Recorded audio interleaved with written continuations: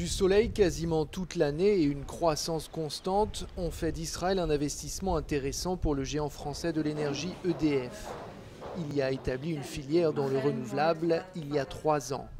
Dans les parties désertiques du sud de l'État hébreu, la compagnie a investi quelques 250 millions d'euros dans une douzaine de fermes solaires, toutes équipées de panneaux Made in France. La production est ensuite revendue au distributeur national. Israël, avec son ensoleillement exceptionnel, avec le souhait et l'impulsion du gouvernement de créer des projets dans le domaine des énergies renouvelables, a été un endroit où il s'est passé beaucoup de choses en 2013-2014 et EDF Énergie Nouvelle a su saisir cette opportunité. En plein ralentissement des économies européennes, le marché israélien est devenu un véritable relais de croissance dans plusieurs domaines, dont celui de l'énergie, de l'innovation et des hautes technologies. De quoi attirer des entreprises étrangères, mais également des entrepreneurs. Stéphane, comme beaucoup de juifs français qui viennent vivre en Israël, l'a fait avant tout pour des raisons personnelles.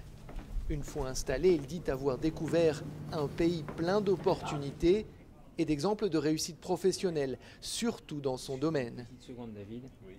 Ça va? Oui, très bien. La révolution dans laquelle on se trouve depuis maintenant une bonne dizaine d'années, c'est effectivement le secteur du logiciel qui a effectivement vu croître des entreprises, dont d'ailleurs la dernière en date, Waze, qui est à 2 pas d'ici, s'est fait racheter par le géant américain Google pour la modique somme, je crois, d'1 milliard de dollars.